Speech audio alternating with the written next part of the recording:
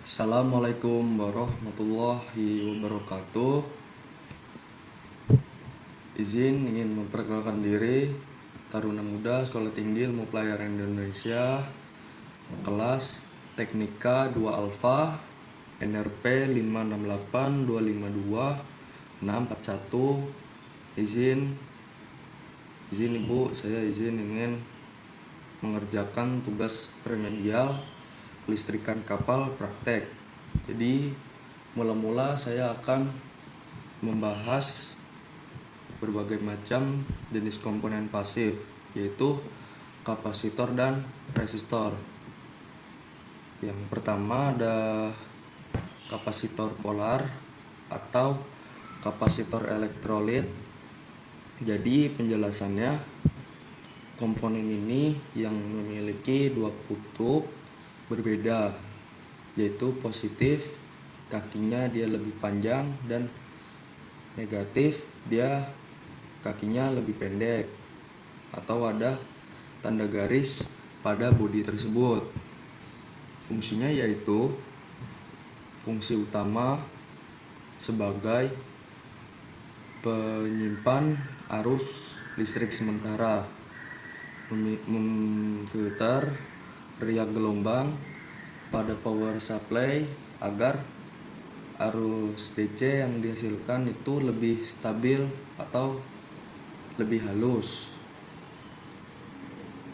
serta sebagai kopling atau menghubungkan dua sirkuit AC tanpa melewatkan arus DC. Yang kedua ada resistor tetap atau film karbon. Penjelasannya,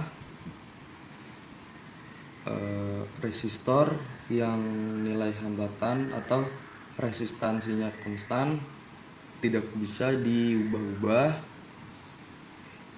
Di papan terlihat ada versi karbon, film metal yang lebih presisi, hingga resistor keramik berdaya besar. Terlihat tulisan 5 watt 470 Rj. Artinya daya 5 watt dengan hambatan 470 ohm. Selanjutnya saya akan menerangkan fungsinya dari resistor tetap ini. Nah, resistor tetap ini berfungsinya untuk membatasi jumlah arus listrik yang mengalir di dalam suatu rangkaian dan tegangan listrik agar komponen sensitif seperti LED atau IC tidak rusak akibat kelebihan arus. Selanjutnya saya akan membahas resistor variabel. Nah, resistor variabel atau potensiometer, penjelasannya ini berbeda dengan resistor tetap. Komponen ini nilainya hambatannya itu bisa diatur secara manual, dan potensiometer ini diatur menggunakan tuas putar. Nah, sedangkan trim pot dia biasanya diatur menggunakan obeng kecil. Nah, fungsi dari resistor variabel ini digunakan sebagai pengatur volume suara pada audio, pengatur kecerahan lampu, atau penyetelan sensitivitas sensor pada rangkaian elektronik secara fleksibel. Nah, yang keempat, saya akan membahas komponen berbasis cahaya dan suhu. Nah, yang hambatannya ini dia bisa berubah tergantung intensitas cahaya. Biasanya untuk lampu otomatis Dan NTC hambatannya turun. Dia hambatannya turun saat suhunya naik. Nah, selanjutnya saya akan menerangkan cara membaca dan menentukan NST multitester analog. Sekarang kita beralih ke alat ukur, yaitu multitester analog Sanwa YX360 TRF.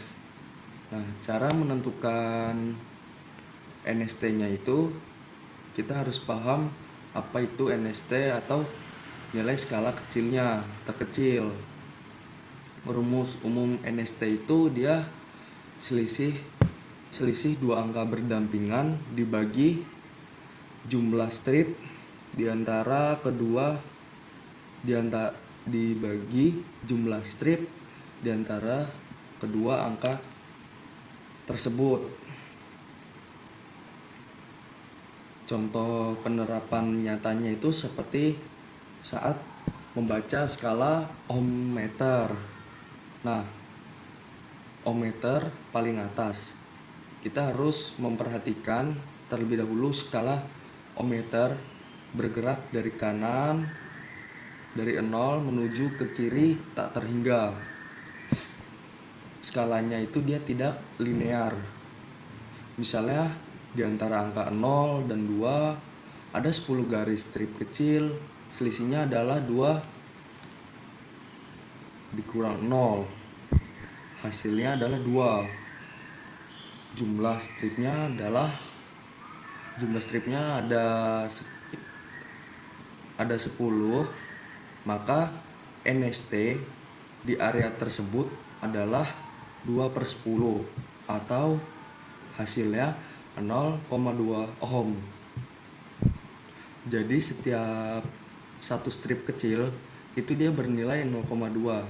Perlu diingat, hasil pembacaan harus dikalikan dengan posisi knop selektornya. Misal dikali 1, dikali 10, atau dikali 1000 juga bisa. Selanjutnya saya akan membaca skala DCV atau ACV, yaitu skala tengah.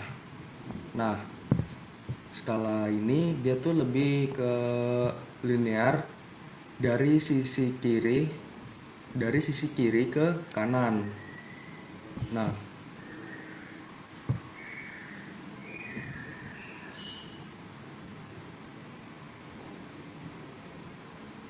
dari sisi kiri ke sisi kanan 0 sampai 10, 50 atau 250. Jika kita memutar knop ke posisi DCV 50, itu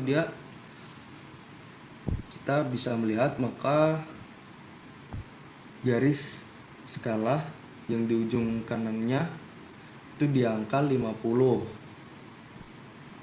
Di antara angka 0 dan 10 terdapat 10 strip kecil, yaitu selisihnya 10 dibanding 0, hasilnya itu dia tetap di 10 dibagi 10 strip, maka NST-nya adalah 1 volt per strip. Nah, selanjutnya saya akan membahas tentang generator AC dan generator DC. Nah, generator AC atau dia itu bisa disebut alternating current, dan generator DC bisa juga disebut direct current. Keduanya ini sama-sama mengubah energi mekanik menjadi energi listrik lewat induksi elektromagnetik hukum Faraday. Namun arus AC dan arus DC ini tetap memiliki perbedaan mendasar pada komponen keluarannya atau output. Nah, generator AC atau yang saya bahas pertama ini, yaitu arusnya bolak-balik. Sedangkan generator DC dia arusnya searah. Nah, saya akan menerangkan terlebih dahulu generator AC. Nah,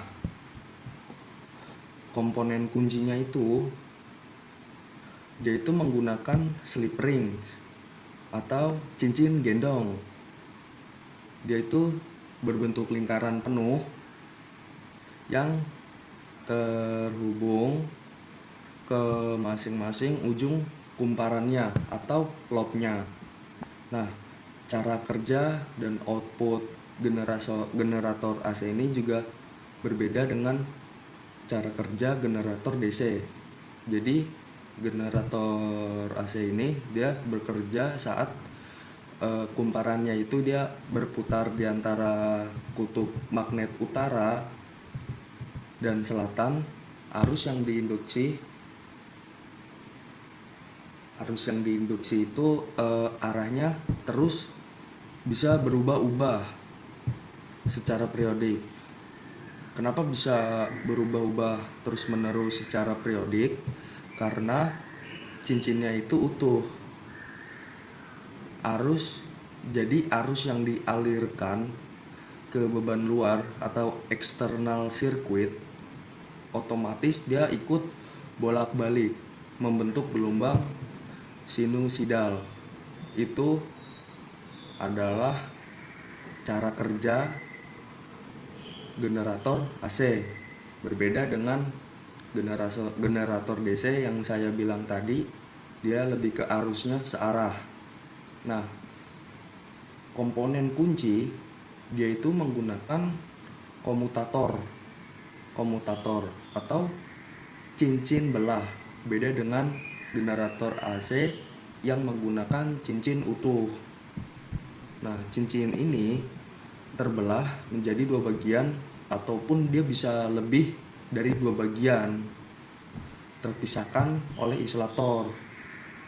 Nah, cara kerja dan output komutator dia ini bertindak sebagai penyarah mekanisnya.